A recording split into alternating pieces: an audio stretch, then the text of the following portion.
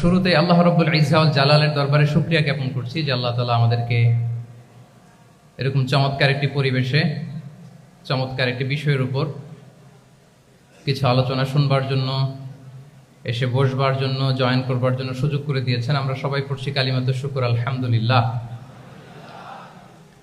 আল্লাহর দরবারে শুকরিয়া জ্ঞাপনের পাশাপাশি আমি আজকের এই হল রুমে উপস্থিত সবাইকে অন্তরের অন্তঃস্থল থেকে শুভেচ্ছা এবং মোবারকবাদ জানাতে চাই। আপনারা সেই মাগরিবের পর থেকে লম্বা একটা সময় বসে আছেন আজকের এই সেমিনারকে সার্থক করবার জন্য। আজকের এই প্রোগ্রামে উপস্থিত হবেন কিছু সময়ের মধ্যেই অত্র বিশ্ববিদ্যালয়ের সম্মানিত ভিসি মহোদয়, উপস্থিত আছেন প্রভিসি মহোদয়, বিভিন্ন faculty dean, head of the departments, professors, lecturers, stuffs এবং সুপ্রিয় শিক্ষার্থী বন্ধুরা, আপনাদের সবাইকে আবারও অন্তরের অন্তঃস্থল থেকে মোবারকবাদ জানিয়ে আমার সংক্ষিপ্ত আলোচনা আমরা শুরু করছি। আপনারা একটি টপিকের কথা শুনেছেন, যে টপিকের আলোকে কিছু কথা আমরা শেয়ার করবার চেষ্টা করব। আমরা স্যারদের মুখ থেকে শুনছিলাম যে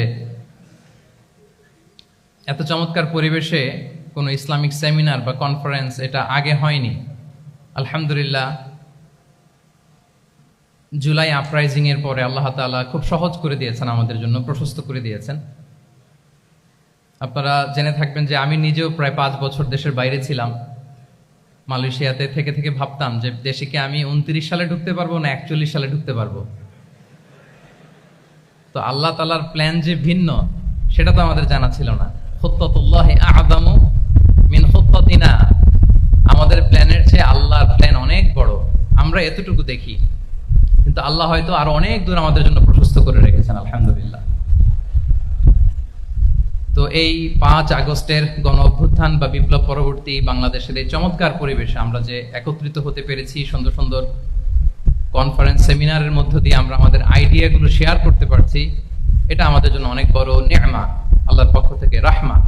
তো আমরা যেন এটাকে পজিটিভলি কাজে লাগাই এবং এই যে ইসলামের বিউটি, এটা যেন আমরা আমাদের ভাই বোনদের কাছে তুলে ধরতে পারি। আপনারা নিশ্চয় জানেন যে অনেকে ইসলামের বিরোধিতা করে, ইসলামকে অপছন্দ করে এজন্য না, ইসলামের ব্যাপারে তার ইনডেপথ নলেজ না থাকার কারণে।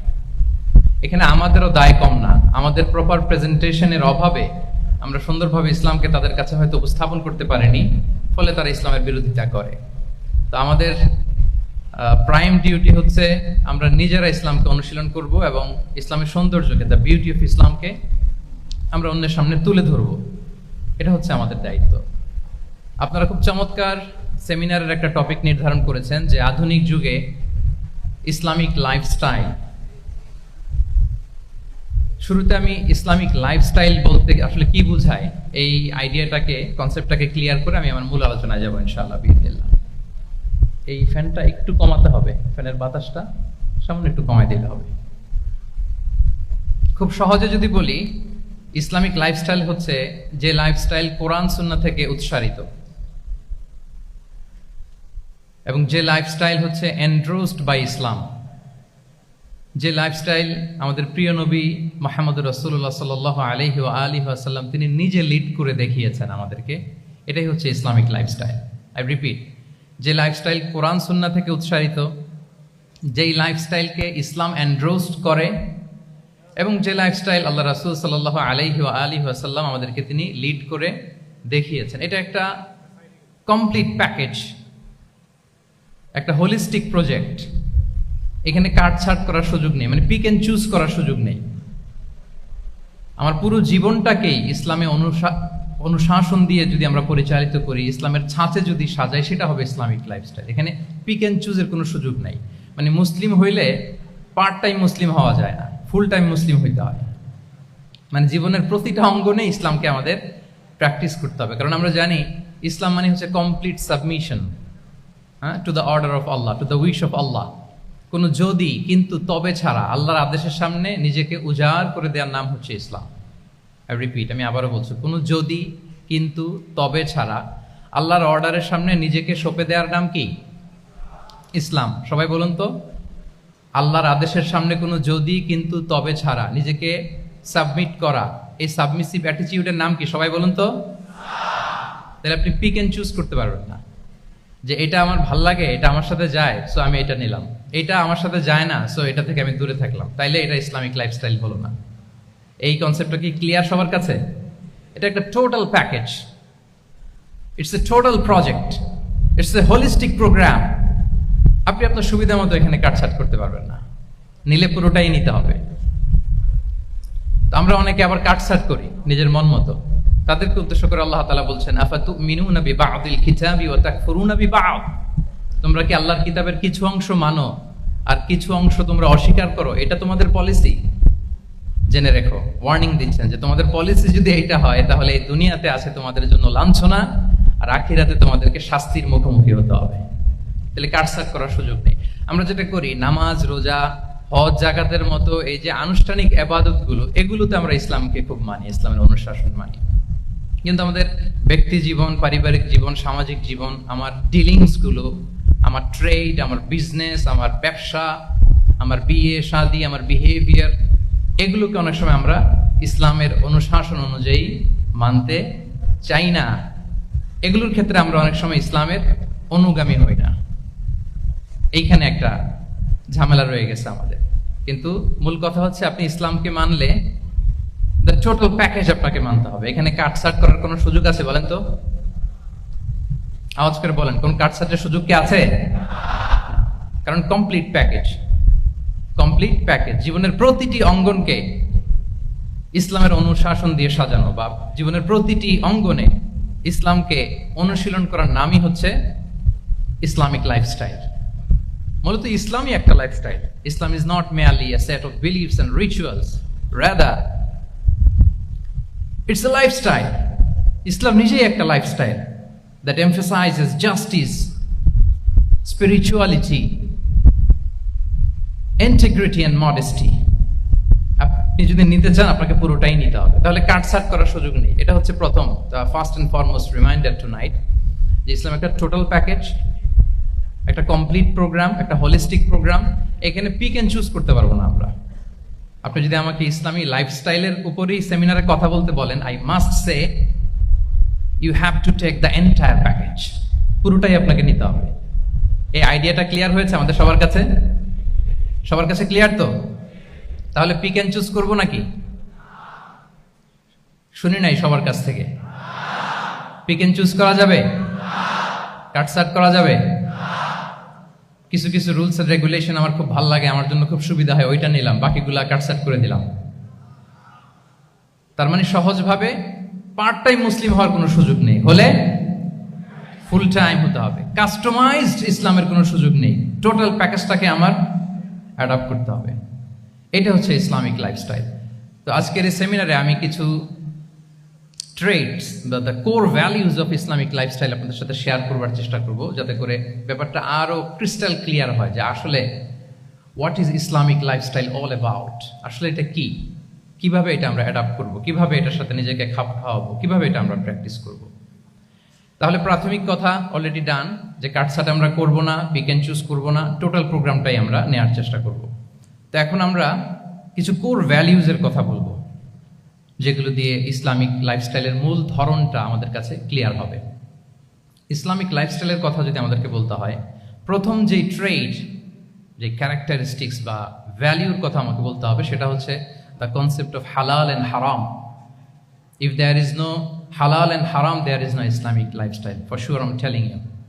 যদি হালাল হারাম না থাকে, এটা যদি আমরা মেনটেন না করি, এটা কোশ্চিন কালো ইসলামিক লাইফস্টাইল হবে না। আপনাকে হারাম থেকে যোজন যোজন দূরে থাকতে হবে, আর হালাল দিয়ে জীবনটাকে সাজাতে হবে। কারণ যেখানেই হালাল সেখানেই বারাকা। রিপিট, আমি আবারও বলছি, যেখানেই হালাল সেটার মধ্যে কি?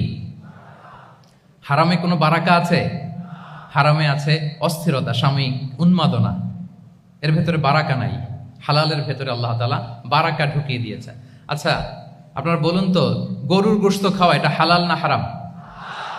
হালাল। কুকুরের গোশত খাওয়া হালাল না হারাম? আচ্ছা, গরু বছরে বাচ্চা দেয় কয়টা? গাভী? আচ্ছা একটা। কুকুর দেয় কয়টা? কয়টা? 7টা, 8টা, 10টা? ফ্যামিলি প্ল্যানিং নাই তো? দেদারসে দিচ্ছে। আচ্ছা, গরু হালাল, কুকুর হারাম। গরু বাচ্চা দেয় কয়টা? কুকুর দেদারসে দিচ্ছে। তারপরেও বলেন, আমাদের এই যে বাংলাদেশে আমাদের কুরবানির ঈদে লক্ষ লক্ষ গরু জবাই হয়, বিয়ের অনুষ্ঠানগুলোতে এত গরুর গোশত আমরা খাই, আর প্রতিদিনের চাহিদা মেটানোর জন্য তো কত গরু কোরবানি করা হয়। এরপরে বলেন, বাংলাদেশে গরু বেশি না কুকুর বেশি? সবাই বলেন, গরু বেশি না কুকুর বেশি? কারণ কি? হালাল। কারণ কি? এই হালালে বরকত ঢুকিয়ে দিয়েছে কে? তাহলে if there is no concept of halal and haram, there is no Islamic lifestyle.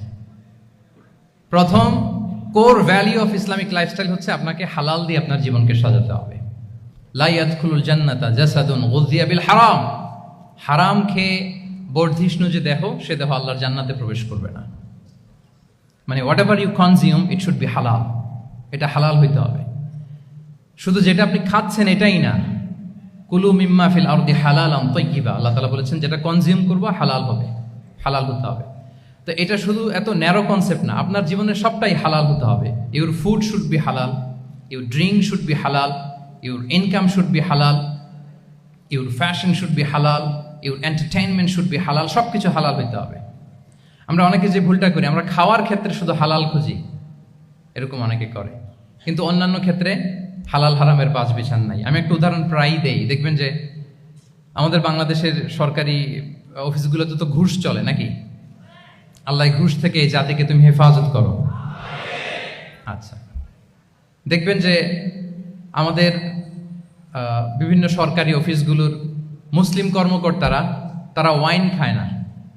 আমি দেখেছি, থাইল্যান্ডে গিয়েছে, চায়না গিয়েছে অফিসের কাজে, ওখানে হালাল রেস্টুরেন্টগুলো খোঁজে, কারণ মুসলিম, তার হালাল খাইতে হবে। তো সে ওয়াইন খায় না, পর্ক খায় না, কারণ ইসলামে এটা হারাম। আবার অনেক হিন্দু কর্মচারী, সে আবার গরুর গোশত খায় না, কারণ কি তার ধর্মে ওইটা হারাম। কিন্তু এই মুসলিম কর্মচারী, হিন্দু কর্মচারী দুইজনের নির্বিশেষে মাশাআল্লাহ ঘুষ খায়। এরকম হয় না? দেখেন, মুসলিম ওয়াইন খায় না, পর্ক খায় না, তার ধর্মে হারাম। আমার হিন্দু ভাই গরুর গোশ খায় না, এটা তার ধর্মে হারাম। কিন্তু ঘুষ আবার দুই ধর্মে হালাল নাকি? হ্যাঁ, হালাল। তার মানে ওই যে pick and choose, you got the point, right? Pick and choose করেছে যে আমার ধর্মের এই নিয়ম আমি মানবো, কারণ এটা আমার জন্য খুব ফ্লেক্সিবল, এটা খুব ভালো লাগে। কিন্তু যেটা কঠিন হয়ে যাচ্ছে, যেটা তার বিরুদ্ধে দাঁড়াচ্ছে, ওইটা সে মানে না। তাহলে পিক এন্ড চুজ করার কোনো সুযোগ। আমরা আমাদের গোটা জীবনকে হালাল দিয়ে সাজাইতে হবে, তাহলে your lifestyle will be Islamic lifestyle. এই কথাটা কি বুঝতে পেরেছেন? তাহলে ইউর ফুড শুড বি হালাল, ইউর ড্রিঙ্ক শুড বি হালাল, ইউর ফ্যাশন শুড বি হালাল, ইউর ইনকাম শুড বি হালাল, ইউর এন্টারটেনমেন্ট শুড বি হালাল, even your relationship should be হালাল। ব্যাপার কি? এটার এত আওয়াজ বেড়ে গেল।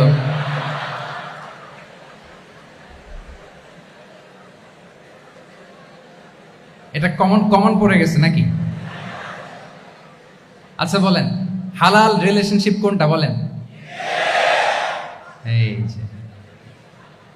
এই তো আসল জায়গায় হাত দিছি বোধহয়। আমাদের শিক্ষার্থী বন্ধুদের মধ্যে বিবাহিত আছি আমরা? হ্যাঁ, কারা কারা আছি দেখি তো।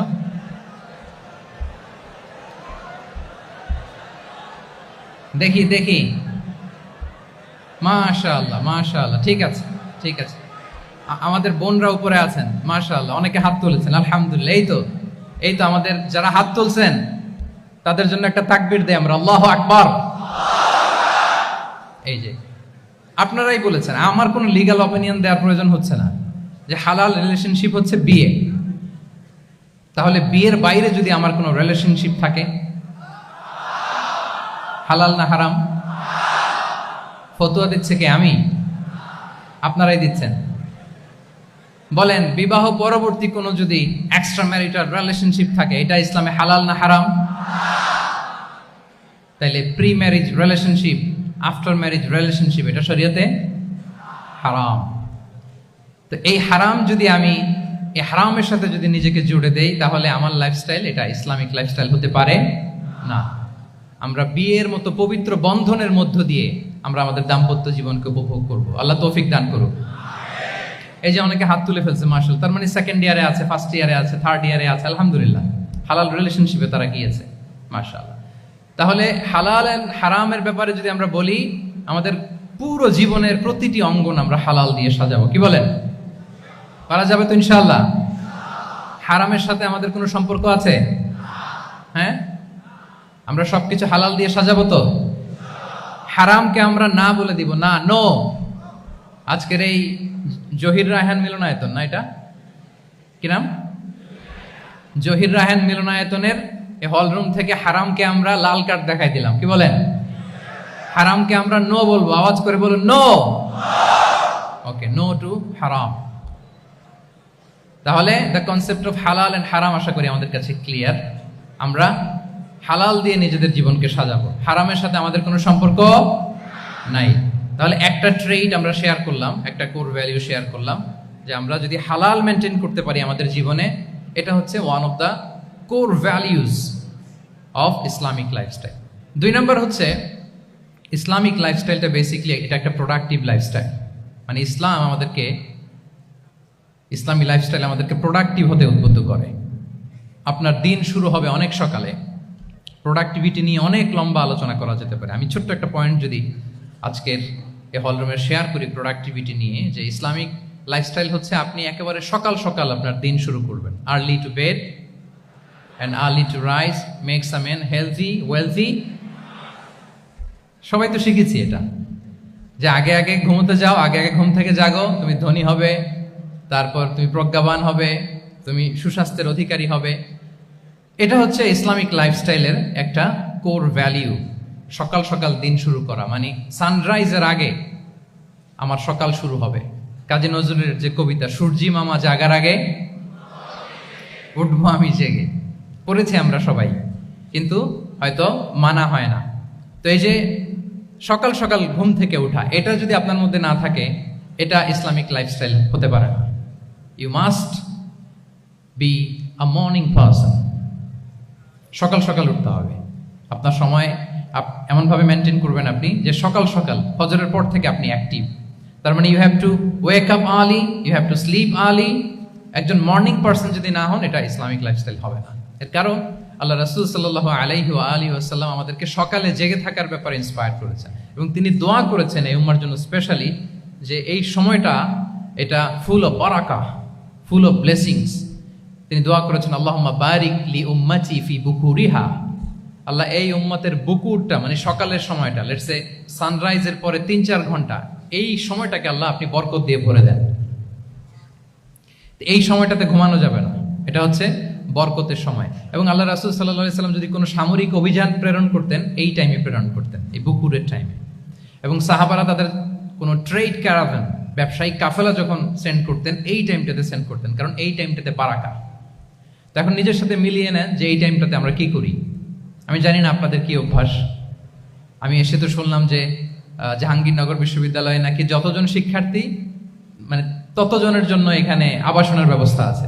বাংলাদেশের কোনো ইউনিভার্সিটিতে নাকি এটা নেই। আলহামদুলিল্লাহ, অসাধারণ প্রিভিলেজ, এখানে অনেক সুন্দর সুযোগ। তো এখন বলেন, আপনাদের সকালের রুটিন কি? বলেন, ঘুমিয়ে থাকেন না জেগে থাকেন? হ্যাঁ, আচ্ছা, ফজরের পরে আমরা ঘুমাই কারা কারা দেখি? সর্বনাশ। আচ্ছা ঠিক আছে, হাত নামান। আচ্ছা, ফজরের পরে আমরা একটু এক্সারসাইজ করি, পড়াশোনা করতে বসি কারা কারা? মাশাআল্লাহ, আছে কিছু, ঠিক আছে, হাত নামান। এবার 2 বারের 1 বারও যারা হাত তুলেননি তারা হাত তুলেন। আপনারা কি করেন?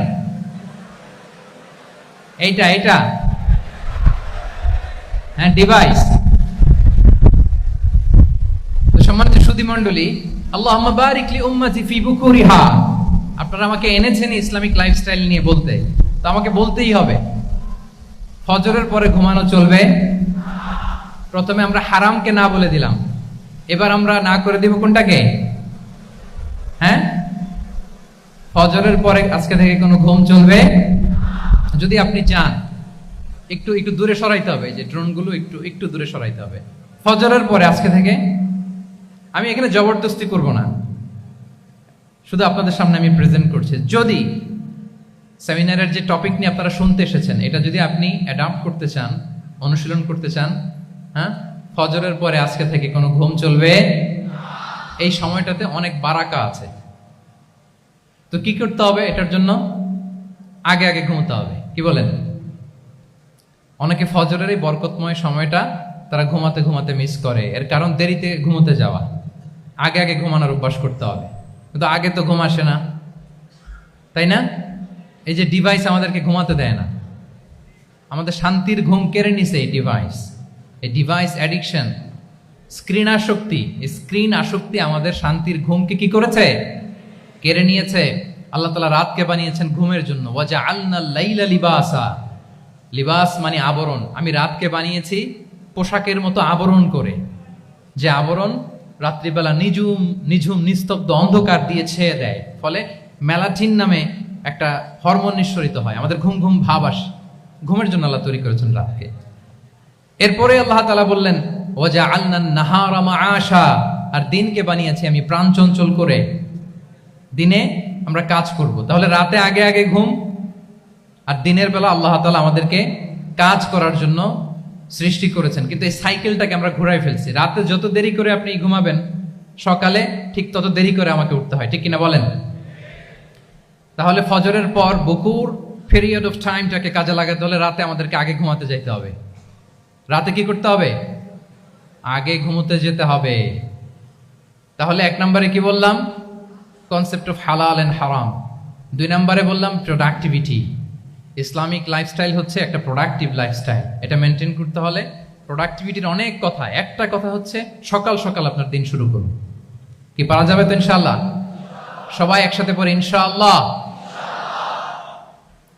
এই যে আমাদের দেরি করে রাতে ঘুম আসে, স্ক্রিন আসক্তি, এই ডিভাইস আমাদের আরামের ঘুম কেড়ে নিছে কেন জানেন? এর কারণ হচ্ছে আল্লাহর দেয়া যে ফিতরাত, এই ফিতরাতকে আমরা উল্টে দিয়েছি।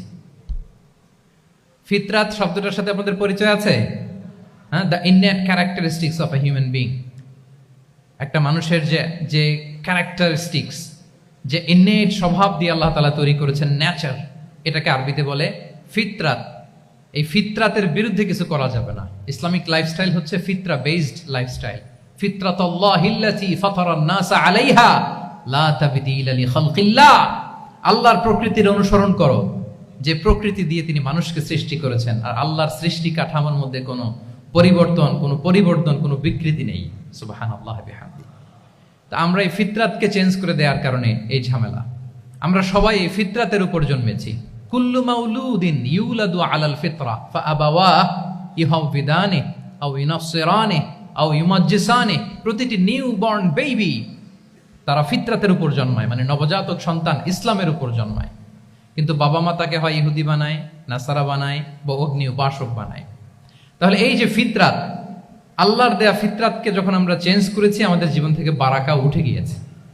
ফিতরাতকে যদি আরো সহজ করে আমি আপনাদেরকে বুঝাই, তাহলে ফিতরাত হচ্ছে যা কিছু স্বাভাবিক, যা কিছু কল্যাণকর, যা কিছু ভালো, তাই ফিতরাত। আই রিপিট, সুপ্রিয় শিক্ষার্থী বন্ধুরা, ফিতরাত হচ্ছে যা কিছু স্বাভাবিক, যা কিছু ভালো, যা কিছু কল্যাণকর, তাই কি? তাই ফিতরাত। এই যে এখন আরবি কোন মাস চলছে বলেন তো? রজব। এই রজব মাসের 26 তারিখ দিবাগত রাত্রে আল্লাহ রাসূল সাল্লাল্লাহু আলাইহি ওয়াসাল্লাম ঊর্ধ্ব জগতের একটা ভিজিটে গিয়েছিলেন। আমরা জানি না সবাই? হ্যাঁ, ইসরা মেরাজের কথা আমরা জানি। সো এই মেরাজ রজনীতে আল্লাহ রাসূল সাল্লাল্লাহু আলাইহি ওয়া আলিহি ওয়াসাল্লাম ফিতরাত মানে what is the essence of ফিতরা, এটা বোঝানোর জন্য এই হাদিসটা আমি শেয়ার করছি। মেরাজে যখন গেলেন, জিবরিল আলাইহিস সালাম ওনাকে 2টা পেয়ালা দিলেন। তিনি বললেন উচিতু বি ইনাআইন, আমাকে 2টি পেয়ালা দেয়া হলো। ফি আহাদিহিমা লাবান ওয়া ফিল আখারি খামর। এক পেয়ালায় ছিল দুধ, আরেক পেয়ালায় ছিল মদ। ফা আখাযতু লাবান ওয়া শারিবতু। যখন 2টা অপশন দেয়া হলো, 2টা পেয়ালা, আমি দুধের পেয়ালাটা নিলাম এবং সেটা পান করলাম। তখন জিবরিল আলাইহিস সালাম বললেন আসাবতাল ফিতরা, মানে you are guided to the ফিতরা, আপনি সঠিকটাই নিয়েছেন। যেটা ফিতরা, যেটা নেওয়া উচিত, আপনি ওইটাই নিয়েছেন। তাহলে এখন আরো সহজ হবে। যদি 2টা পেয়ালা দেয়া হয়, একটা মদের পেয়ালা আর একটা দুধের পেয়ালা, তো আমরা নিব কোনটা বলেন? হ্যাঁ, তাইলেই ফিতরা হবে। তাহলে কি হবে? তাহলে যেটা স্বাভাবিক, যেটা কল্যাণকর, যেটা আমাদের জন্য ভালো, সেটা হচ্ছে ফিতরাত। তাহলে মদের পেয়ালা দুধের পেয়ালা কোনটা নিব? সবাই নিব তো নাকি? আমাদের রুচির যে দুর্ভিক্ষ চলতেছে, অনেকে মদের পেয়ালাই নিয়ে নিবে। কি বলেন? আছে না একদল, তারা কি করে? ওইটা চুজ করে ফেলবে। এবার বলেন আমরা কোন পেয়ালা নিব, মদের না দুধের? আমাদের ঐতিহ্য, আমাদের রুচি, আমাদের মূল্যবোধকে ধ্বংসের যত আয়োজন দরকার সব সেট আপ চারদিকে আছে। আল্লাহর ফিতরাতকে ধ্বংস করে দেওয়ার শয়তানি সব আয়োজন আমাদের চারিদিকে। বাট আপনাকে রাইট থিংটা চুজ করতে হবে। তাহলে রাসূল সাল্লাল্লাহু আলাইহি ওয়াসাল্লামকে দুধ দেয়া হলো, মদ দেয়া হলো, তিনি নিলেন দুধের পেয়ালা। তাহলে এটা হচ্ছে ফিতরাত। এটা কি ফিতরাত? এভাবে সবকিছু চেঞ্জ করে দেয়া হয়েছে। সবকিছু, আমাদের লাইফস্টাইল চেঞ্জ করে দেয়া হয়েছে, আমাদের ফুড হ্যাবিট চেঞ্জ করে দেয়া হয়েছে, আমাদের খাদ্যাভ্যাসের মধ্যে পরিবর্তন। দেখবেন যে এখন আমরা যা খাই, আগে কিন্তু এটা খাইতাম না। এখন আমরা প্রসেসড ফুড খাই, হ্যাঁ, ফাস্ট ফুড খাই, জেনেটিক্যালি মডিফাইড যে ফুডগুলো আমরা খাই, এরপরে ল্যাব মিট, কত যে ভয়ঙ্কর। আপনারা জেনে থাকবার কথা যে ল্যাবে তৈরি মাংস দেখেছেন নাকি আপনারা?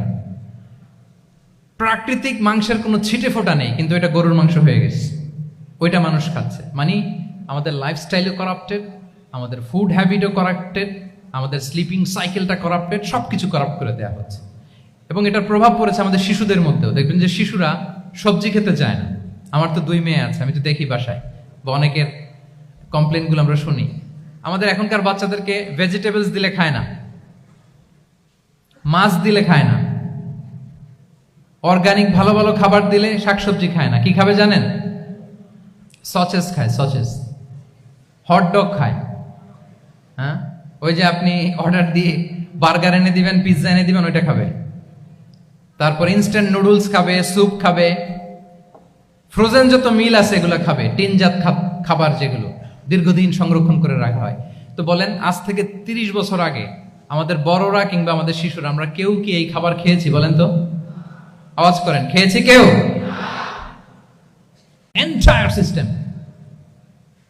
কেন আমরা ইসলামিক লাইফস্টাইল নিয়ে কথা বলছি এখন? কারণ আমাদের পুরো সিস্টেমটাই, আমাদের পুরো ফিতরাতটাই ওরা চেঞ্জ করে দিয়েছে। তারপর ডিভাইস ছাড়া বাচ্চারা খেতে চায় না, কার্টুন দেখে দেখে খাওয়াতে হয় ওদের। কি বলেন?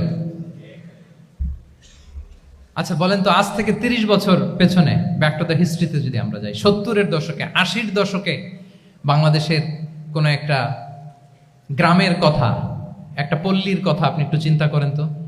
রাত 8টার দিকে, 9টার দিকে আপনি ওই গ্রামের কাউকে খুঁজে পাবেন? 70-এর দশকে, 80-র দশকে একটা গ্রামের, একটা গ্রামীণ একটা পরিবেশের কথা যদি চিন্তা করেন, রাত 8টায় সবার কি অবস্থা বলেন তো? আপনি তো ঘুম খুঁজে পান না, আপনার তো ইনসমনিয়া। আমাদের এখন ট্যাবলেট খাওয়া লাগে না ঘুমের জন্য? আমাদের তো ইনসমনিয়া হয়ে গেছে এখন। কিন্তু আজ থেকে বেশি দূরে না, 30 বছর আগের একটা গ্রামীণ পরিবেশের রাত 8টার পরিবেশ হচ্ছে সবাই ঘুম। আমরা তারও 2 বা 3 ঘন্টা পরে ডিনার করব, কিন্তু ওনাদের মাগরিবের আগে বা পরে ডিনার করে ফেলছে, এশার নামাজ পড়েই কি 1-2 জন না, পুরো গ্রাম জামাতে ঘুম। পুরো গ্রাম জামাতের সাথে ঘুম। তো যে লোকটা 8টার দিকে ঘুমালো, উঠবে কখন বলেন? রাত 3টার পর ওর ঘুম আসবে? আর হ্যাঁ, ঘুমেরও তো একটা লজ্জা শরমের ব্যাপার আছে, আর কত থাকবে এখানে? কি বলেন?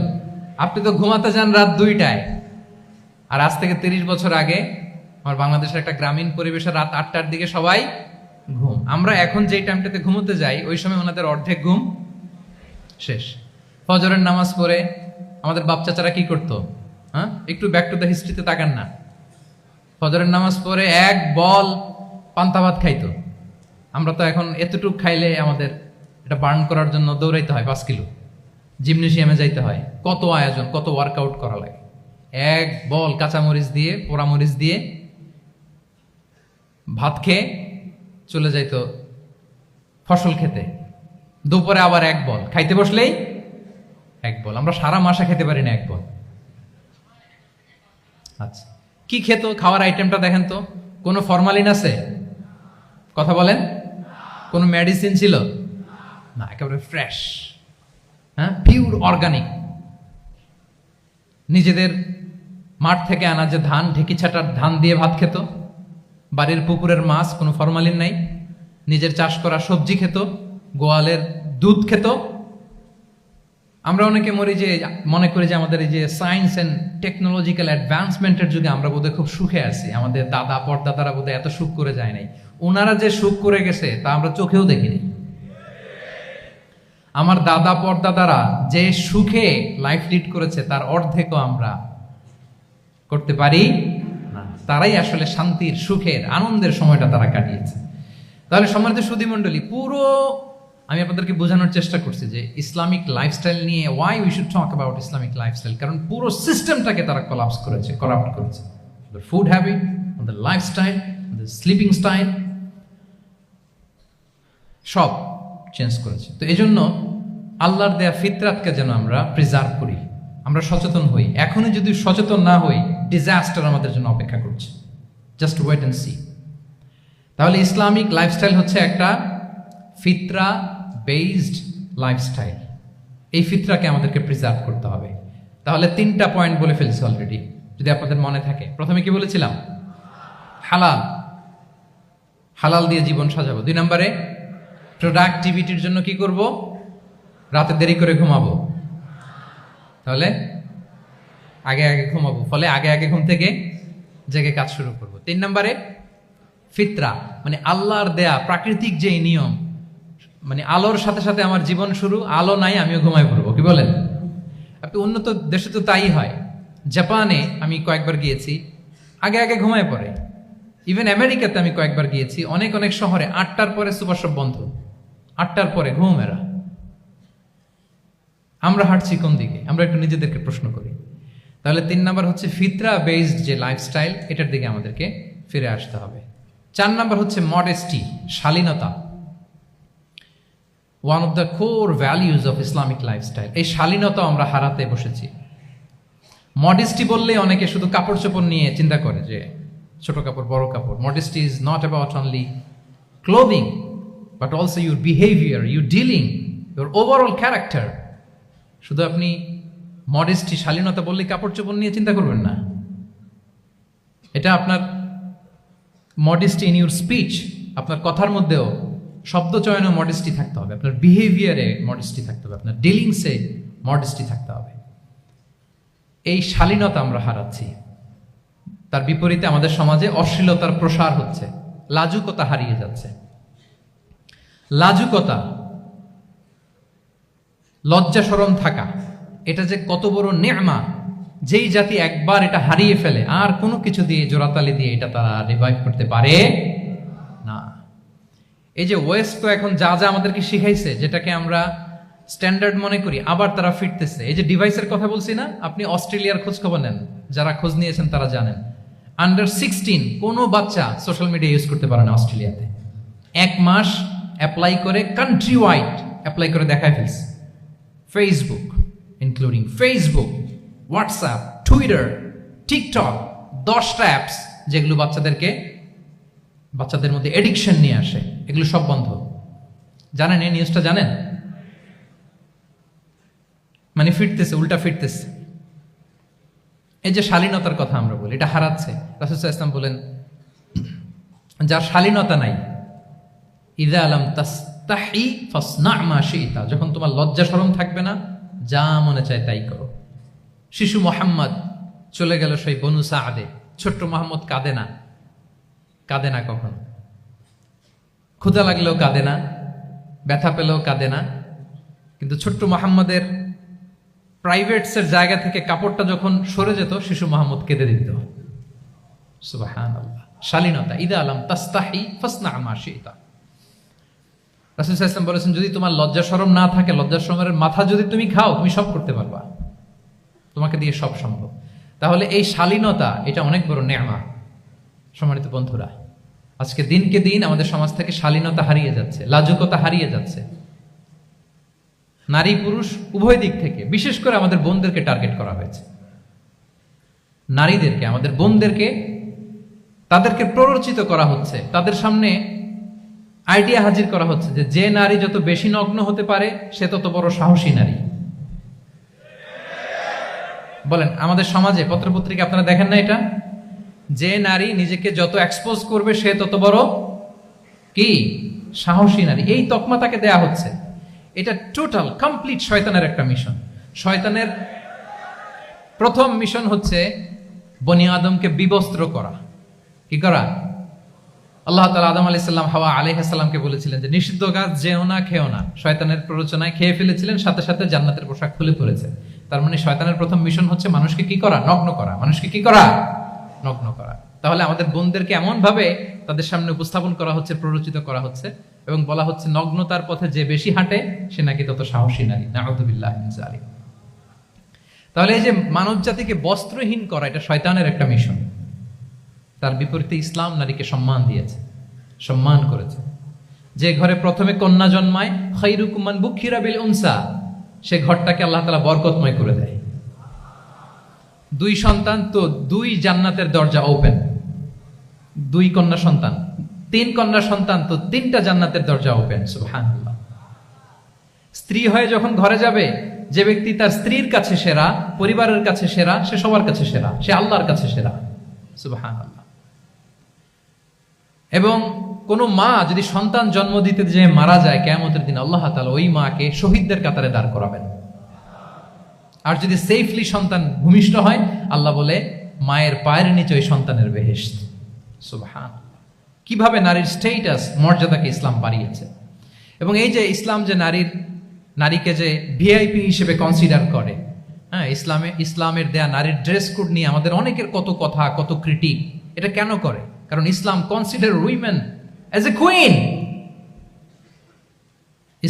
ইসলাম তো নারীকে রানী হিসেবে কনসিডার করে। কি হিসেবে বলেন? আচ্ছা বলেন, যে কুইন হবে, যে রানী হবে, তার একটা স্পেশাল ড্রেস কোড থাকবে না? তার একটা স্পেশাল প্রোটোকল থাকবে না? রানীর সাথে কি যা মনে চায় তা করা যায়, দেখা করা যায়, তার কাছে যাওয়া যায়? আল্লাহু আকবার। কারণ ইসলাম চায় নারীদের জন্য পৃথিবীটা নিরাপদ হোক। ইসলাম চায় নিজ গৃহে বা কর্মক্ষেত্রে নারীরা নিরাপদ থাক। ইসলামের যত ভ্যালিউজ আছে, যত রুলস এন্ড রেগুলেশন আছে, এটা আমাদের ভালোর জন্য, মানব জাতির কল্যাণের জন্য। তাহলে এই অশ্লীলতা থেকে আমাদের যোজন যোজন দূরে থাকতে হবে। If you talk about Islamic lifestyle, আমাদেরকে শালীনতা, মডেস্টি ফিরিয়ে আনতে হবে। You have to maintain modesty. আমি যদি আরো ডিপে যাই, দেখেন এই যে প্রত্যেকের হাতে এক একটা করে পর্ন হাব হয়ে গেছে এখন, হয়েছে না? পর্নোগ্রাফির সয়লাভ, বিকৃত যৌনাচারের সয়লাভ। এখন নতুন নামে, নতুন মোড়কে, LGBTQ নামে আমাদের সমাজে নানা মোড়কে আমাদের সামনে উপস্থাপন করা হচ্ছে। শুনেছেন না এগুলো? আপনারা নাম শুনেছেন? এই যে ট্রান্সজেন্ডারিজম, নাম শুনছেন না? নিজের দেহ কাটাকাটি করে দিব্যি পুরুষ, 4 সন্তানের বাবা, এখন হঠাৎ করে বলে যে আমি মনে মনে নারী, তো সোসাইটি যেন আমাকে নারী স্বীকৃতি দেয়। বায়োলজিক্যালি দিব্যি নারী, 3 সন্তানের মা, এখন বলে যে এখন আমি মনে মনে ভাবতেছি পুরুষ, তো আমাকে পুরুষ হিসেবে তুমি কনসিডার করো।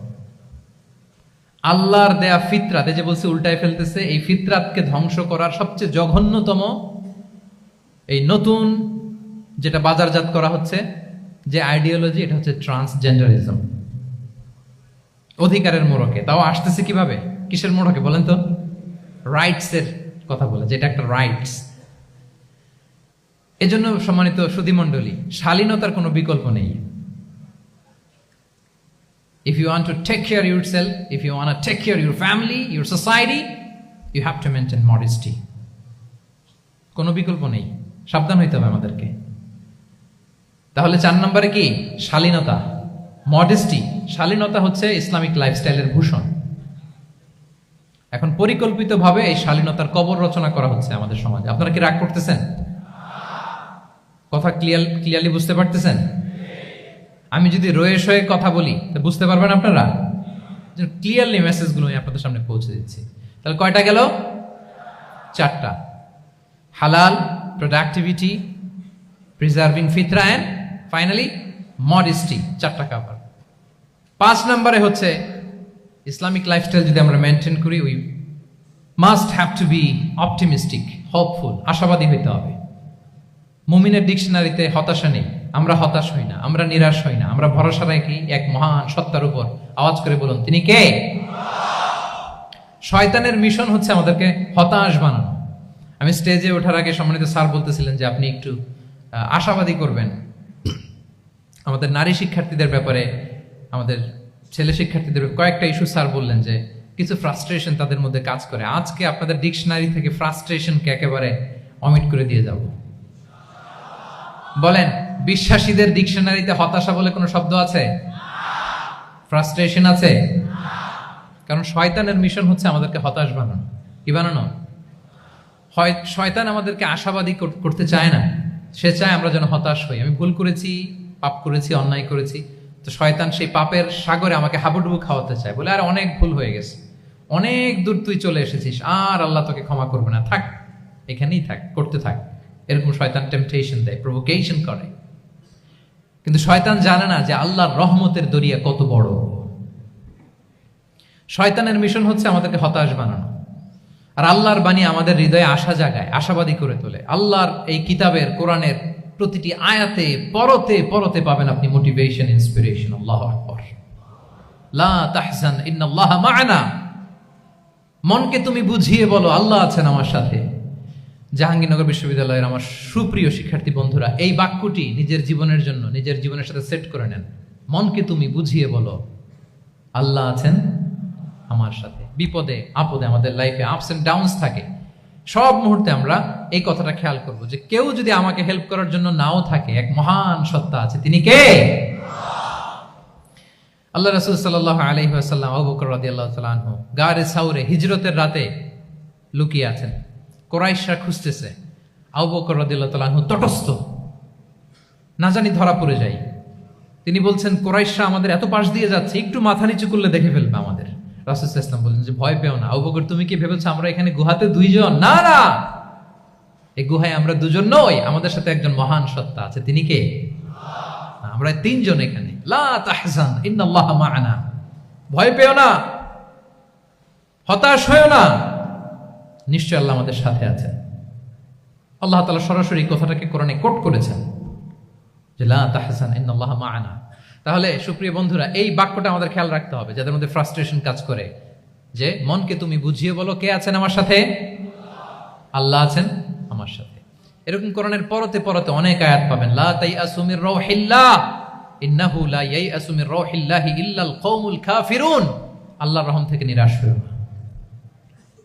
কাফিররা ছাড়া কেউ আল্লাহর রহম থেকে নিরাশ হয়? আমি আপনি আমাদের জীবনে কত ভুল করেছি, কত অন্যায় করেছি, কতটাই বা পাপ করেছি। মনে রাখবেন, আমাদের পাপ যত বড় হোক, আল্লাহর রহমতের দরিয়া তার চাইতেও বড়। ইন্না মা'আল উসরি ইউসরা ফাইন্না মা'আল উসরি ইউসরা, and verily with every hardship there is an ease. প্রত্যেক কষ্টের পরেই থাকে স্বস্তি। এই বাক্যগুলো কি আপনাকে মোটিভেশন দেয় না? এই কথাগুলো কি আপনাকে চাঙ্গা করে না? আপনার জীবনে ইন্সপিরেশন হয়ে আসে না এই কথাগুলো? ওয়ালা তাহিনু ওয়ালা তাহজানু ওয়া আনতুমুল আ'লাউনা ইন কুনতুম মুমিনিন। চিন্তা করো না, হতাশ হয়ো না, তোমাদেরই বিজয় হবে যদি তোমরা মুমিন হও। আল্লাহু আকবার। তাহলে আপস এন্ড ডাউনস থাকবে, এবং মুমিন জীবনে তো হতাশা থাকবেই না। কারণ আমার জীবনে যদি কোনো কষ্টের ঘটনা ঘটে, এটার জন্য আমি রিওয়ার্ড পাবো। আমি যদি অসুস্থ হই, আমার প্রত্যেক অসুস্থতার কারণে আমার পাপ মোচন হয়। সুবহানাল্লাহ পড়েন। আপনার জ্বর হয়েছে, এই জ্বরের কারণে আল্লাহ আপনার গুনাহ মাফ করবেন। আপনি ব্যথা পেয়েছেন, অসুস্থ হয়েছেন, আল্লাহ তাআলা গুনাহ মাফ করে দিবে। তাহলে হতাশার কোনো সুযোগ আছে বলেন? না। মুমিন জীবনে হতাশার কোনো সুযোগ নেই। রাসূল সাল্লাল্লাহু আলাইহি ওয়াসাল্লাম বলেন, মা ইউসিবুল মুসলিমা মিন নাসাব ওয়ালা ওয়াসাব ওয়ালা হাম্মিন ওয়ালা হুজনিন ওয়ালা আযান ওয়ালা গাম্মিন হাত্তা শাওকাতি ইউশাকুহা ইল্লা কাফারাল্লাহু বিহা মিন খাতায়া। মুমিন জীবনে যত ব্যথা, কষ্ট, দুঃখ, এমনকি ফল পাড়তে যে গাছের কাটার খোঁচা যদি খান, রাসূল সাল্লাল্লাহু আলাইহি ওয়াসাল্লাম বলেন ওই খোঁচার ব্যথার কারণে আল্লাহ তোমার গুনাহ মাফ করে দেয়। কেউ অসুস্থ হয়ে রাসূল সাল্লাল্লাহু আলাইহি ওয়াসাল্লামের কাছে আসলে রাসূল সাল্লাল্লাহু আলাইহি ওয়াসাল্লাম কি বলতেন জানেন? কেউ জানেন? লা বাস আলাই তুহুরুন ইনশাআল্লাহ। তিনি বলতেন, আরে don't worry about it, it will cleanse up your scenes. ভয় পেও না, আরে এই অসুস্থতা, এটার কারণে আল্লাহ তোমার গুনাহ মাফ করে দিবে। সুবহানাল্লাহ। তাহলে অসুস্থ ব্যক্তি আর উজ্জীবিত হতো না? রাসূল সাল্লাল্লাহু আলাইহি ওয়াসাল্লাম অসুস্থ ব্যক্তিকে দেখলেই মাথায় হাত বুলিয়ে দিতেন, দোয়া করতেন, আল্লাহুম্মা রাব্বান নাস আযহিবিল বাস ইশফি আনতা শাফি, দোয়া করে দিতেন। আর বলতেন, আরে ভয় পেও না, এই অসুস্থতা তোমার গুনাহ মাফ করে দিচ্ছে। তাহলে অসুস্থতার মধ্যেও তারা উজ্জীবিত হতো। আমরা মানুষকে আশাবাদী করব, ভয় দেখাবো না। অসুস্থ মানুষকে ভিজিট করতে গেলে আপনারা কি করেন? ভয় দেখান নাকি? না, আশাবাদী করবেন, বলবেন যে আরে কি অসুস্থতা, আপনার দেখে দেখে অনেক সুস্থ লাগতেছে, বলতে পারবেন না? কিন্তু আমরা কি করি? কেউ অসুস্থ হইলে ওই অসুস্থতায় সবচেয়ে কষ্ট পেয়ে যে মারা গেছে তার হিস্ট্রি বলা শুরু করি। এরকম করে না অনেকে? ধরেন যে একজন ক্যান্সারের পেশেন্টকে দেখতে গেছেন, এইবার যে আপনার কোন খালা ক্যান্সারে কিভাবে ধুকে ধুকে মরছিল, ওই হিস্ট্রি আপনি বয়ান দিতে শুরু করছেন। বেচারা বাঁচবে? যা একটু সুস্থ ছিল ওইটাও তো অসুস্থ বানাই দিচ্ছেন। কি বলেন? তাহলে ইসলাম আমাদেরকে আশাবাদী করে। প্রিয় ভাই এবং বোনেরা, কি করে? আশাবাদী করে। আমরা যদি আমাদের কোনো প্রিয়জনকে হারাই, আমরা আশাবাদী হয়েই হারাই, কারণ তাকে আমি চিরকালের জন্য হারাচ্ছি না। আপনি আপনার আব্বাকে হারাচ্ছেন তো কি হয়েছে? বাপ হারায় তো কাঁদবে নাস্তিক। কি বলেন? নাস্তিকদের তো মরার পরে নাকি আর কিছু নাই। হ্যাঁ, দেখবেন আপনাদের সামনে সামনে অনেক কিছু বলে যে কিছু নাই, যা দেখি না বিশ্বাস করি না। একা একা যখন মৃত্যুর পরে কি হবে চিন্তা করে ওর দম বন্ধ হয়ে আসে। ইসলাম মানুষকে আশাবাদী করে। দেখেন আমরা কত দূর দেখি, কত দূর ভাবি। আমার দাদা মারা গেছে, এটা আমার কোনো টেনশনেরই কারণ না, কারণ আমি সবসময় ভাবি আমার দাদাকে আমি ওপারে যেয়ে পাবো। আমার আব্বাকে আমি হারিয়েছি তো ওপারে পাবো। আমার বন্ধুকে আমি হারিয়েছি, কাছের বন্ধুটা যে আমার জন্য খুব ইন্সপিরেশন ছিল, সাময়িক বিচ্ছেদ এটা আমাদের জন্য, কারণ আমরা ওই জগতে বিশ্বাস করি। আল্লাহু আকবার। তাহলে হতাশা আমাদের ডিকশনারিতে আজকে থেকে রাখা যাবে। ইসলামিক লাইফস্টাইল যদি মেনটেন করতে চান, you have to be optimistic. Clear কথাটা? আচ্ছা, এরপরে গ্রেটফুলনেস, 6 নাম্বার। গ্রেটফুলনেস, আপনাকে কৃতজ্ঞ হইতে হবে, শুকরগুজার হইতে হবে। আমরা অনেকে কমপ্লেইন করি খুব বেশি, না এটা ভুল। সম্মানিত সুধীমণ্ডলী, be grateful with what you have. যা আছে এটা নিয়ে শুকরগুজার হন, আপনার জীবনটাকে আল্লাহ সুন্দর করবে। তাহলে কমপ্লেইন করবো না, আমরা শুকরগুজার হব। রাসূল সাল্লাল্লাহু আলাইহি ওয়াসাল্লাম বলেছেন, তোমার চেয়ে যে খারাপ অবস্থানে আছে তার দিকে তাকাও, যে ভালো আছে তার দিকে তাকিও না। হ্যাঁ, যে ভালো আছে তার মতো আপনি হওয়ার চেষ্টা করবেন। আপনার গোল থাকবে। I am not talking about the goals and plans. Your plan and goal should be bigger and bigger. But আপনি ও খুব ধনী, ও খুব ভালো আছে, এটা দেখে কষ্ট পাবেন না, কারণ আপনি খেয়াল করেন যে আপনার চেয়ে অনেক খারাপ অবস্থানে আছে অনেকে। ওর দিকে তাকালে দেখবেন যে আপনার আর খারাপ লাগতেছে না। শেখ সাদি রাহিমাহুল্লাহ, বিখ্যাত কবি, নাম শুনেছেন না? ওনার একবার পায়ে দেওয়ার মতো জুতা ছিল না। কি ছিল না? সবাই বলুন, কি ছিল না? জুতা। তো উনি একবার রাস্তা দিয়ে হাঁটতেছেন, হঠাৎ দেখেন এক লোকের 2টা পাই নাই। কি নাই? শুকরগুজার হলেন, চিৎকার করে বললেন আলহামদুলিল্লাহ, যে আল্লাহ অনেক ভালো আছি, আমার জুতা নাই এজন্য মন খারাপ, ওর তো পাই নাই। হ্যাঁ, এজন্য বেঁচে যে আছি এজন্যই আলহামদুলিল্লাহ। লা ইন শাকারতুম লা আযীদান্নাকুম ওয়া লা ইন কাফারতুম ইন্না আযাবি লাশাদীদ। আল্লাহ বলেন, যদি শুকরিয়া করো, শুকরগুজার হও, আমি আল্লাহ নিয়ামত বাড়িয়ে দেব। যদি নাশুকরি করো, জেনে রাখো আমার শাস্তি কঠিন। তাহলে বেঁচে যে আছি এজন্যই কি পড়া উচিত? জাহাঙ্গীরনগর বিশ্ববিদ্যালয়, আওয়াজ করেন, বেঁচে যে আছি এজন্য কি পড়বো? আপনি যে অবস্থানে থেকে খুশি না, ভাল লাগে না আপনার, যে হায় রে আমি তো লুজার, আমার কিচ্ছু নাই, আপনার এই অবস্থানে পৌঁছাটা অনেকের জন্য স্বপ্ন। মানে যেটা পেয়ে আপনি হ্যাপি না, অতটুকু হইতে পারাটা অনেকের কি স্বপ্ন। আপনাকে যদি জিজ্ঞেস করি, ভাই কি চান, কি লাগবে বলেন, কি চান? তা আপনি বলবেন যে শেখ আমি ধনী হইতে চাই, আমার একটা ব্রাইট ক্যারিয়ার চাই, আমি টাকা চাই, আমি খ্যাতি চাই, আমি ক্ষমতা চাই, এটা চাই। কত যে চাওয়ার ফিরিস্তি আমাদের। আপনি একটু একটা ক্যান্সার হসপিটালে জানতো, ক্যান্সারের 3rd স্টেজে চলে আসছে, ধুকে ধুকে লাস্ট স্টেজে চলে আসছে। আপনার তো অনেক কিছু চাই, আপনি ওকে একটু জিজ্ঞেস করেন যে ভাই আপনি কি চান? ও টাকা চায় না? ক্যান্সারের রোগী টাকা চাবে? খ্যাতি চাবে? ব্রাইট ক্যারিয়ার চায়? সে কি চায় বলেন তো একটু? সে একটু বাঁচতে চায়। যে ভাই তুমি কি চাও? বলবে আমি কিছু চাই না, একটু বাঁচতে চাই। বার্ন ইউনিটে যদি কখনো যাওয়ার সুযোগ হয়, দেখবেন যে চিৎকার করে তারা, এত কষ্ট। এই দহনের কারণে এত কষ্ট, তারা চিৎকার করতে থাকে হসপিটালকে কাঁপিয়ে। আপনি ওকে একটু জিজ্ঞেস করবেন, ভাই কি চাও? বলেন তোর চাওয়াটা কি? ও শুধু বাঁচতে চায়, কিন্তু ওই বেঁচে থাকা নিয়ে তো আমাদের কোনো ফিলিংসই নাই। আমরা যে বেঁচে আছি এটা যে শুকর গুজার হওয়ার অনেক বড় একটা কারণ, আমরা এরকম করে ভাবিই না।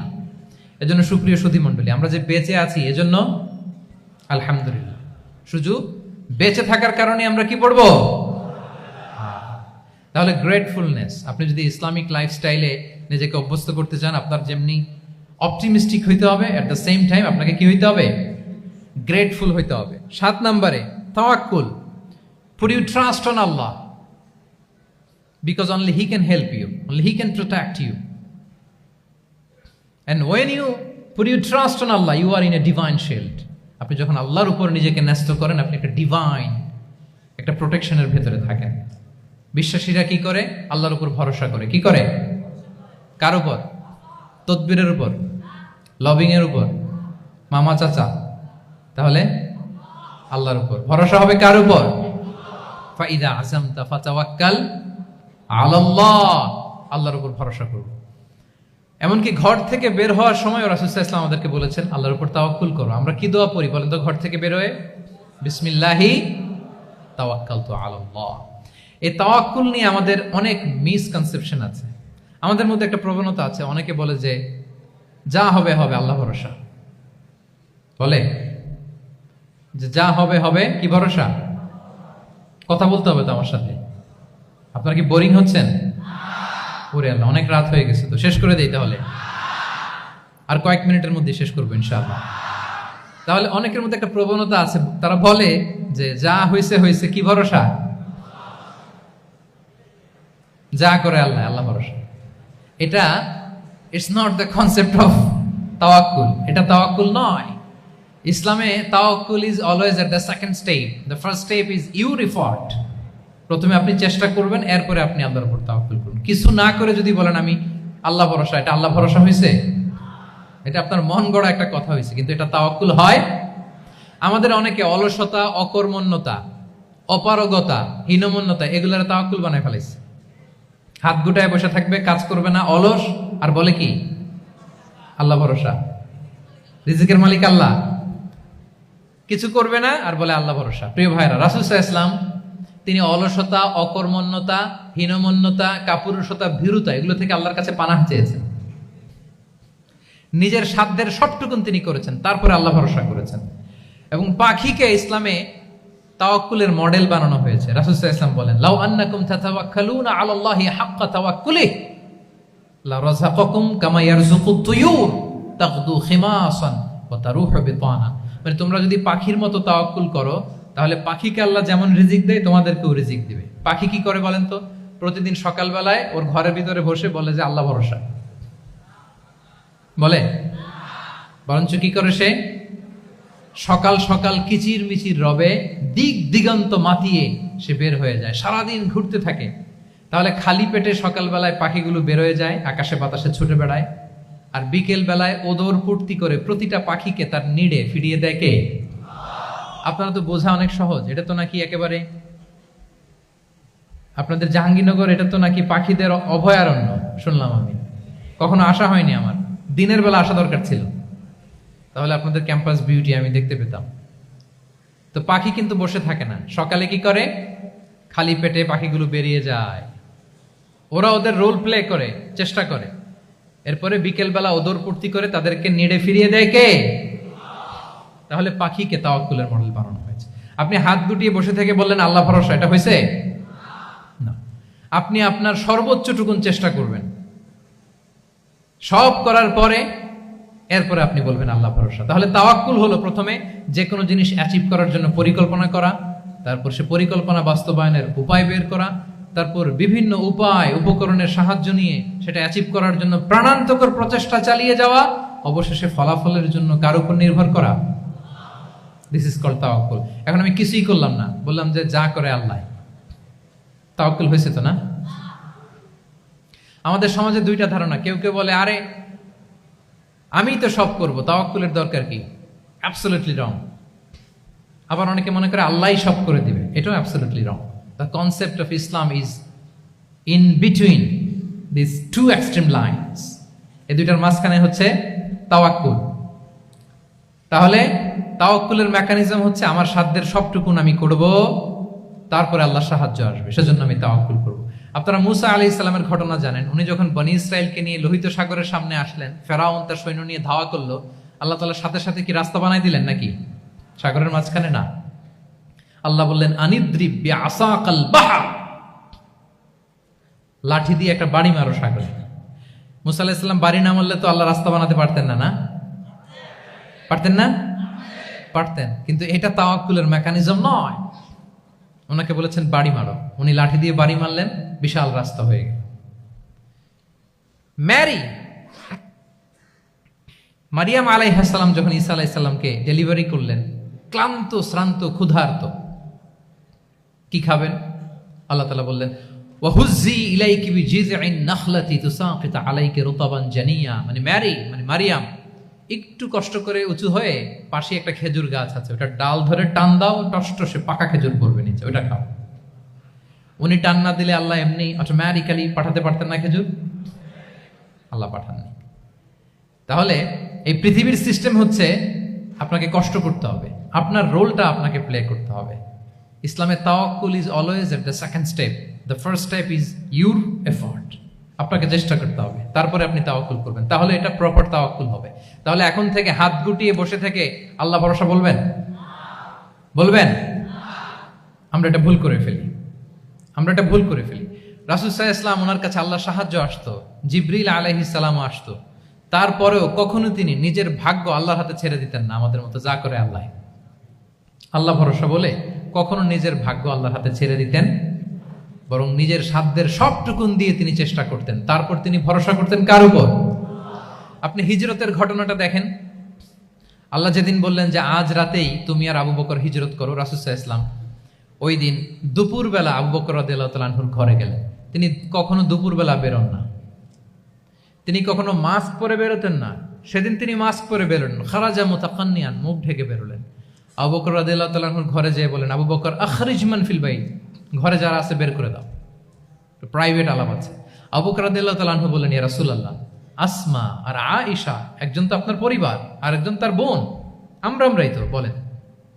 রাসূল সাল্লাল্লাহু আলাইহি ওয়াসাল্লাম আশ্বস্ত হলেন, বললেন যে আজ রাতেই আমরা হিজরত করব, আজ রাতেই। মক্কা থেকে মদিনা হচ্ছে উত্তর দিকে, কোন দিকে? আপার নর্থ। তিনি মক্কা থেকে মদিনায় হিজরত করবেন উত্তরে, কিন্তু তিনি বের হলেন দক্ষিণ দিক দিয়ে, শত্রুর চোখে ধুলি দেওয়ার জন্য। দেখেন, দিনের বেলা বেরোলেন না, রাতে বেরোলেন। দেখেন, একটার পর একটা প্রিকশন। দুপুরে বেরোলেন, চেহারা ঢেকে বেরোলেন, প্রাইভেসি মেনটেন করলেন। ডেস্টিনেশন এদিকে, বের হলেন এই দিক দিয়ে, সবার চোখের অন্তরালে তিনি বের হলেন। এবং তিনি আবু বকর রাদিয়াল্লাহু তাআলা আনহুকে বললেন, সবাই যেই পথে মদিনা যায় আমরা কিন্তু ওই পথে যাব না, ক্যারাভানগুলো যেই পথে যায় ওই পথে না, সাওয়াহিলি একটা আনইউজুয়াল রুট ধরে আমরা যাব, সাগরের পার ঘেঁষে ঘেঁষে, যাতে ওরা বুঝতে না পারে। এই জন্য আবু বকর রাদিয়াল্লাহু তাআলা আনহু একজনকে ভাড়া করলেন, আব্দুল্লাহ ইবনে উরাইকেত নামে, যে আনইউজুয়াল রাউটটা চিনে, যে সাগরের পাশ ঘেঁষে চলে যাওয়া পথ দিয়ে মক্কা থেকে রাসূল সাল্লাল্লাহু আলাইহি ওয়াসাল্লামকে মদিনায় পৌঁছায় দেবে। 2টা উট তিনি 2 মাস ধরে এটাকে নার্চারিং করে রাখলেন। 3 দিন আবু বকর রাদিয়াল্লাহু তাআলা আনহু এবং রাসূল সাল্লাল্লাহু আলাইহি ওয়াসাল্লাম গারে সাউরে অবস্থান করলেন 3 দিন, যাতে করে বুঝতে পারেন যে মক্কায় তাদের ব্যাপারে কি বলা হয়। এবং আবু বকর রাদিয়াল্লাহু তাআলা আনহুর ছোট্ট ছেলে আব্দুল্লাহকে অ্যাসাইন করা হলো যে, আব্দুল্লাহ, তুমি তো ছোট মানুষ, তুমি প্রতিদিন মক্কার বাজারে যেয়ে শুনবা যে আমাদের ব্যাপারে কুরাইশরা কি বলে। নিশ্চয়ই তারা তন্ন তন্ন হয়ে আমাদেরকে খুঁজবে, না পেয়ে ওরা কি কি পলিসি নেয় এটা এসে আমাদেরকে জানাবো। সুবহানাল্লাহ। ছোট্ট আব্দুল্লাহ মক্কার বাজারে কে কি বলে শুনে, গোয়েন্দার মতো করে, স্পাইয়ের মতো করে সে তথ্যগুলো নিয়ে, খাবার নিয়ে গারে সাউরে প্রতিদিন ইনফরমেশন পাস করে আসতো, আবার খাবার দিয়ে আসতো। আচ্ছা বলেন তো, এই ছোট্ট আব্দুল্লাহ যেই পথে যায়, মরুভূমির উপরে তার ফুটপ্রিন্ট আছে না? আব্দুল্লাহর ফুটপ্রিন্ট। তো কুরাইশরা তো তন্ন তন্ন হয়ে রাসূল সাল্লাল্লাহু আলাইহি ওয়াসাল্লামকে খুঁজতেছে, ডানে বায়ে সামনে পেছনে সব জায়গায়। তারা যদি আব্দুল্লাহর ছোট্ট পায়ের ছাপ পায় আর সেটাই যদি ফলো করে, তাহলে ডিরেক্টলি তারা কোথায় যেয়ে পৌঁছবে? রাসূল সাল্লাল্লাহু আলাইহি ওয়াসাল্লামের কাছে, গারে সাউরে। আল্লাহ রাসূল সাল্লাল্লাহু আলাইহি ওয়াসাল্লাম কি করলেন? আবু বকর রাদিয়াল্লাহু তাআলা আনহু কি করলেন? আমির ইবনে ফুহায়রা নামে আরেকটা লোককে অ্যাসাইন করলেন যে 3 দিনের জন্য আব্দুল্লাহ যখন তথ্য নিয়ে খাবার দিয়ে চলে যাবে, আমির ইবনে ফুহায়রা তোমার কাজ হচ্ছে যেই পথ দিয়ে আব্দুল্লাহ হেঁটেছে এই পথ দিয়ে তুমি আমাদের ছাগলগুলোকে একটু চড়াই দিবা। তাহলে ওখানে ওই বাচ্চার আর ফুটপ্রিন্ট থাকবে না, ওই ছাগলগুলোর পায়ের ছাপ থাকবে। অনেক লম্বা ঘটনা, এরকম একটার পর একটা প্রিকশন আল্লাহ রাসূল সাল্লাল্লাহু আলাইহি ওয়াসাল্লাম এবং আবু বকর রাদিয়াল্লাহু তাআলা আনহু ওনারা নিয়ে তারপরে হিজরতের পথে রওনা হয়েছেন। এবং যখন রওনা হয়েছেন রাসূল সাল্লাল্লাহু আলাইহি ওয়াসাল্লাম ডানে বায়ে তাকান না, তিনি কোরআন তেলাওয়াত করছিলেন। হি ওয়াজ রিসাইটিং দ্য কোরআন, কারণ now he is in the state of তাওয়াক্কুল। এখন তিনি তাওয়াক্কুল করতেছেন। তাহলে বলেন তো, তাওয়াক্কুল কি শুরুতে না শেষে? তারপরে কতটা শেষে? আপনার চেষ্টা, আপনার তদবির, আপনার লবিং, আপনার এফর্ট, আপনার সাধ্যের নাগালে থাকা সব কিছু উজাড় করে দেওয়ার পরে আপনি বলবেন তাওয়াক্কালতু। আমরা করি কি? আমরা কি করি? আল্লাহ ভরসা। ভাই কি প্ল্যান আপনার? হুজুর আল্লাহ ভরসা। এবার বলেন এটা হয়েছে? এটা কি আসলে দ্য প্রপার কনসেপ্ট অফ তাওয়াক্কুল হয়েছে প্রিয় ভাই এবং বোনেরা? হয় নাই। কারণ তাওয়াক্কুল is always at the second step. The first step is you referred. আপনি আপনার সাধ্যের সবটুকু করবেন, তারপর কি করবেন? ক্লিয়ার? সব শেষ। কথা হচ্ছে আপনি যদি ইসলামিক লাইফস্টাইল মেনটেন করতে চান, আপনাকে উম্মাহ সেন্ট্রিক অ্যাটিটিউডের অধিকারী হইতে হবে। উম্মাহ সেন্ট্রিক। আমাদের মুসলিম উম্মাহ একটা দুঃখী উম্মাহ, নেতৃত্বহীন উম্মাহ, বলিষ্ঠ নেতৃত্বের অভাবে এদিক থেকে লাথি মারলে আমরা এদিকে যাই, এদিক থেকে মারলে এদিকে যাই। শুধু একটা স্ট্রং লিডারশিপের অভাব, ঠিক কিনা বলেন? এই যে আমাদের রোহিঙ্গা ভাইয়েরা 10 মিলিয়ন আসছে, ওনারা এখন 1 মিলিয়ন আসছে, 10 লাখ, এখন বোধহয় 2 মিলিয়ন প্লাস হয়ে গেছে বা 3 মিলিয়ন হয়ে গেছে। আমি গত মাসে গিয়েছিলাম রোহিঙ্গা ক্যাম্পে দেখার জন্য তাদের কি অবস্থা। এমন মানবতার জীবনযাপন তারা করতেছে। ধর্মে তারা কোন ধর্মের বলেন তো? আমাদের ভাই, আমাদের বোনেরা, তাদের কোনো সলিউশন নাই। কাশ্মীরের ভাই বোনদের কি অবস্থা দেখেন তো। আর গাজার অবস্থা নাই বা বললাম।